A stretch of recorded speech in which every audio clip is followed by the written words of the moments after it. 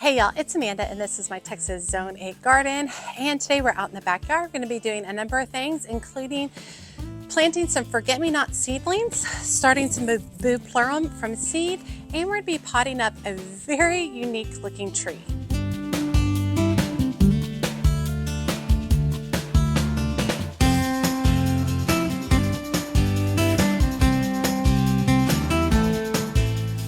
Okay, so we are second week in October. We are still in the low 80s, high 80s, low 90s regarding temps. It's a little hotter than it typically is at this time of year, which is not awesome. But I still need to get stuff done because truthfully, we're still going to get our frost in November. I still need to keep moving forward, and I need to get a lot of these seedlings in the ground so that they can establish root systems before we get really cold outside. So we're going to go ahead and start with one of the beds in front of me. We're going to go ahead and clean it out, and then we're going to go ahead and plant in a combination of forget-me-not seedlings that I started this summer and some Bupleurum from seed. Okay, here's our garden bed. This direction is south. This bed gets mostly sun all day until the sun gets behind the willow tree, and then it gets shade. I already planted some delphinium on that side, most of which has gone well. A couple of them did succumb to the heat that we've ended up having, but it's still fine. I'm very happy with the progress. So now what I need to do is I've got a bunch of straw flower in here, and I am going to go ahead and rip all this out. I'm just kind of at the point now where I'm not harvesting anymore on my flowers very much at all. I'm really just trying to get things in and get them settled before our weather gets here. So I'm going to start by pulling a bunch of that out. And then next to it, I have some zinnias that are still doing okay, but they're still going to come out as well, y'all. I'm just ready to move on. And I think that's okay. And I do think that if I get my stuff in a little bit earlier and it has more time to establish, it's only going to give me better blooms next year.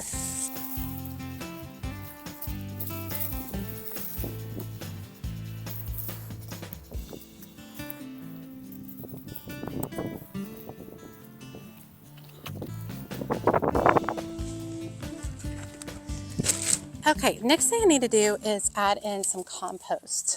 Now, I'm going to pull back some of my drip lines that I have right here. The drip line that runs under here, under this kind of nest that I created, is going to be harder to get to. So basically, I'm going to put all the compost in, and then I'm going to reach down and pull that drip line back up to the surface. And the compost I use is called Vital Earth. And it's my favorite compost, and I get it from homegrown plants in Farmersville, Texas.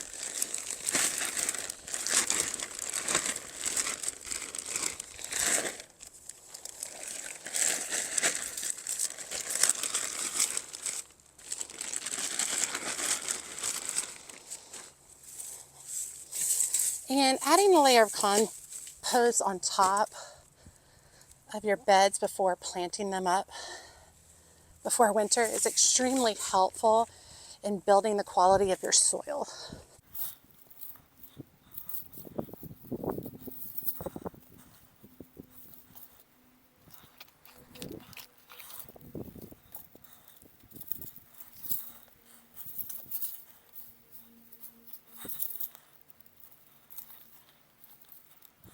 All right, and then I'm just going to kind of gently come through and pull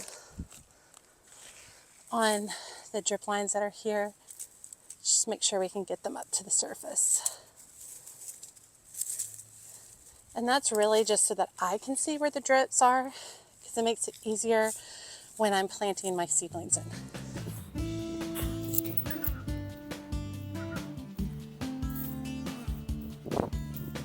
All right, there we go. Okay, so I've got some forget-me-not seedlings that I started from seed this summer, and they are a cool flower, so you plant them out now, and then they grow throughout the winter, and then they bloom in the spring.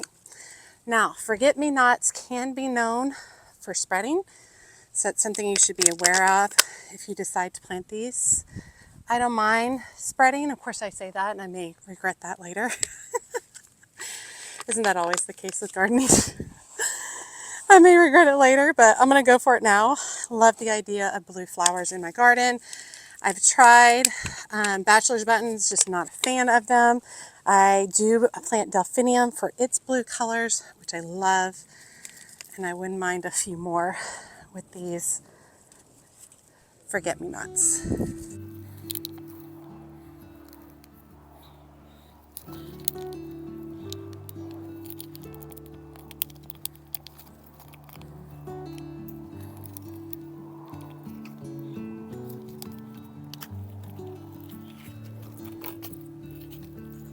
And I'm just tucking these in everywhere there's an emitter, drip emitter. And that way I can make sure that they stay watered throughout the rest of the season and next season as well. Okay, next thing I have here is some Bupleurum. And I did try some Bupleurum last year and forgot what it was and ended up pulling it up thinking that it was a weed. So this is green gold Bupleurum from Johnny Selected Seeds. They're about 24 to 36 inches tall. It is considered an annual. Direct seed is recommended. Cover with about 1/4 of an inch of soil. Thin when first true leaves appear. Germination is in 14 to 21 days. So the goal is to get these started. It does work as a cool flower.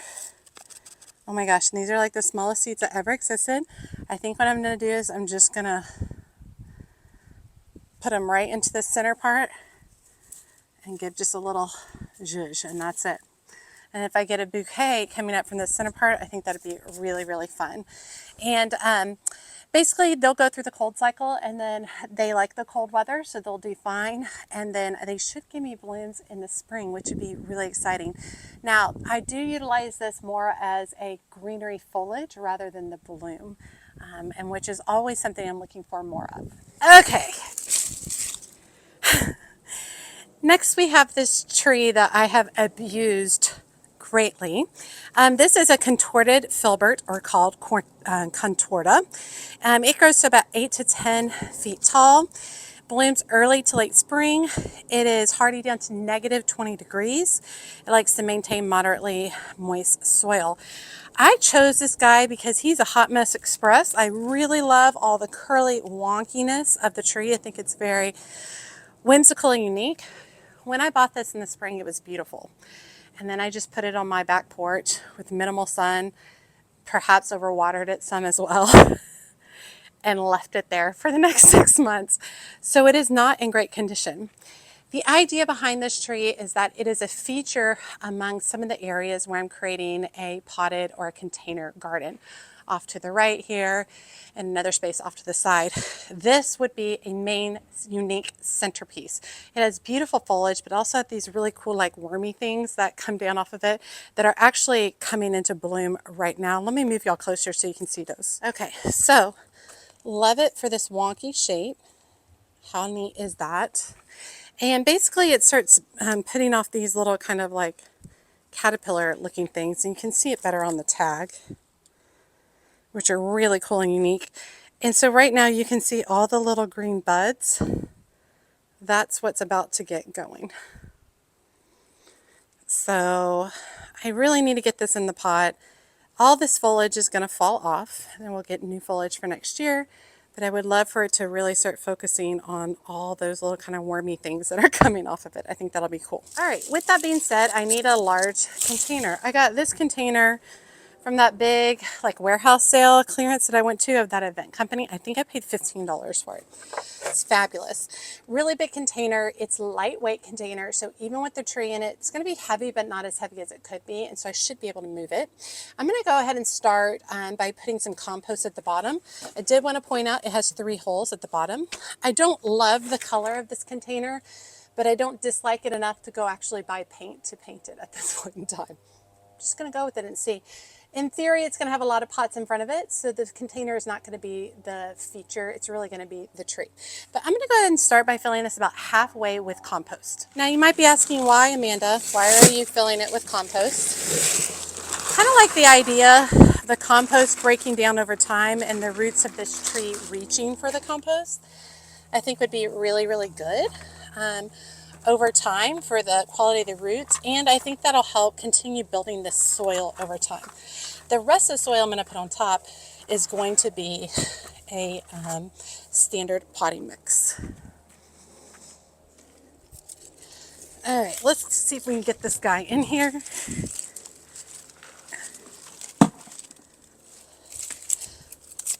All right, now, as for how it's going to sit, I'm not really looking for it to sit straight up and down. I mean, it's wonky. It's supposed to be wonky on purpose. And even though the leaves are in bad shape, this is a really cool looking tree. Let me go grab a bag of my potting soil. All right. Yeah. Let's see if I can. This soil is actually dry. It's a little bit easier to pick up at this point in time.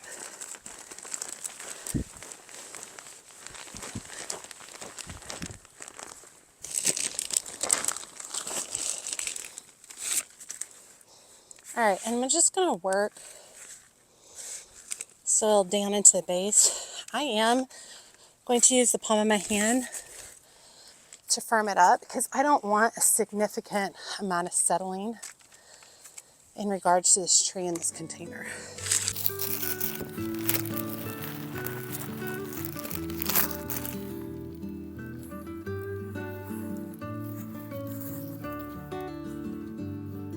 All right, and I'm just going just to the level of the original soil from its nursery container. But now I'm looking at this and it's feeling really bare. I've got some daffodil bulbs inside. Why don't we tuck in some daffodil bulbs? And then I also have a few zinnias that I don't know if they'll give us much, but at least we'll fill in a little bit. So why don't we do that? Okay, I've got some daffodil bulbs right here that I got from Costco. These are called Dutch Master. And I always have trouble opening up the Costco bags. I'm not going to put all of them. There's like 50 in here. But I think at least a good dozen would be nice. So let me spread those out. And come early spring, these will start blooming, which I think could just be really absolutely beautiful. All right, so daffodils are planted about 6 inches deep. So I just gotta basically move back the soil, press it down. And that's easy because the soil is not compacted as of yet. And I like daffodils for containers because they're planted so deep that I can backfill with 4-inch plants here, no problem, without running into the daffodils, which I think is extremely helpful.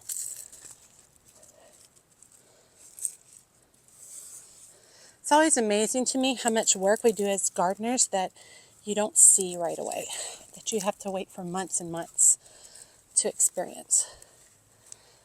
I think that some days I'm okay with that, but some days I really do need the instant gratification of just going to the nursery, buying some beautiful plants, and putting them in the garden where you can see them, the color right away. Okay, next I have this whole container of viola pansies that I grew myself. I was going to put zinnias in here, but I think I'm going to do the pansies.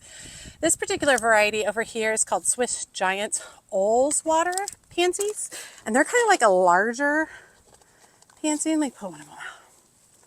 Let's see if I can get one of them out of here. Kind of like a larger pansy, like that. And these will be really nice because they'll be good for the fall, but then they'll be nice through the winter, and then they'll be absolutely amazing in the spring. Look how big these have grown already. All of these grown from seed. Got a lot of comments about people looking up how to start pansies, violas from seed. One of the big things is they need darkness for germination, and a lot of people don't realize that. I also have another variety called Cool Wave Frost Pansy. These are a light blue with a little bit of a pale, or excuse me, a white with a little bit of light blue veining in their flowers. Now, this is not the final resting place for this particular tree. It will eventually be moved to a different spot. We're going to start it right here for now. It also will eventually be hooked up to drip irrigation.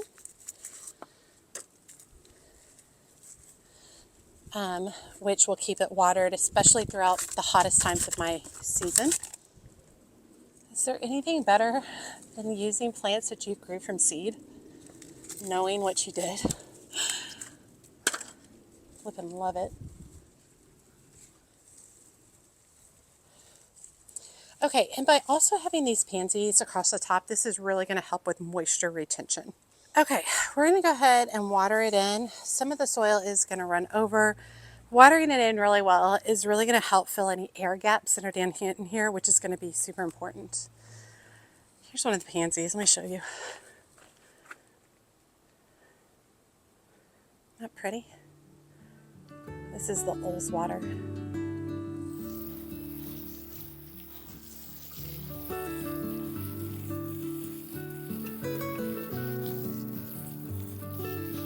And I probably will have to water this every other day until I get it set up on drip. Just make sure I'm taking care of it, paying attention to it. Do expect that this tree will do a ton better now that it's in the container. Okay, real quick, I actually have a few more cantaloupe that I need to add these kind of like net bags to support.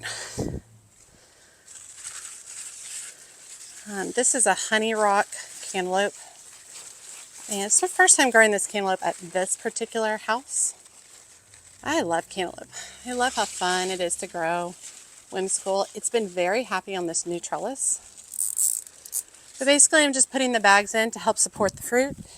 Now a couple of you guys told me that they'll be fine, like that this vine has adapted itself to be able to support the fruit, and I feel you. This just makes me feel better. It makes me feel better knowing that these are a little bit more supported. But several of y'all told me that this was not necessary for cantaloupe. These over here that are supported are looking really good. They're getting heavy. Got one right there too. Having some epic spider webs over here. Lots more fruit coming. I don't know if there's time for all of this to ripen, but here we are. We will find out. Oh, look at that guy. Let me do him real quick too. Okay, I did forget to mention to water these. I need a longer hose. Water these forget-me-not seedlings in real good. It's like this one, I never even got into the ground. There we go.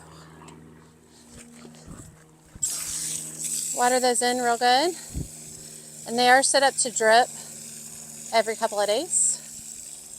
I think get like 15 to 18 minutes. And then I'm also gonna water right in the center here where the Bupleurum is.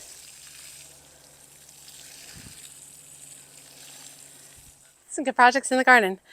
I love how this tree is all like, and then it should try to right itself at the top. So I should end up with like a really cool curve in it, which would be amazing. Absolutely amazing. And I love the idea of keeping this for a smaller ornamental tree. It does get 8 to 10 feet tall, but I will be clipping it and pruning it to shape so it doesn't get too ridiculously out of control. Having it in the container will also help with that because its roots can only expand so much. And if it doesn't have enough room and space to expand, it won't grow as tall as it possibly can, which is cool. And then we've already got the daffodil bulbs in here. We've topped it with violas and pansies that I grew from seed. We got the forget-me-nots in that I grew from seed, and then we started the Bupleurum. We direct sowed that into the earth today. So good day. Oh, and we supported some more of the cantaloupe. It's a good day for gardening. All right, you all, let me know what's going on in your fall garden. What are you up to? I'm always interested to hear what everybody else is doing. I'm kind of past the part where I'm not buying any plants. I'm really just trying to plant seedlings and plant stuff that I already have. That's been super important. I'm working on that new container garden area. I'm looking over it at it right now. I really got to get going on that to get some of this set up so it's looking really nice. All right, y'all, as always, make sure you like, comment, and subscribe to the channel. Every time you like and comment, it helps grow my channel so much. And if you don't feel comfortable leaving a comment, just drop me an emoji below letting me know you made it to the end and that you say hi. And be sure to check me out on my social media outlets, including Facebook, Instagram, and TikTok. As always, she's a mad gardener or a decorator or anything else that she wants to be. Thanks, y'all.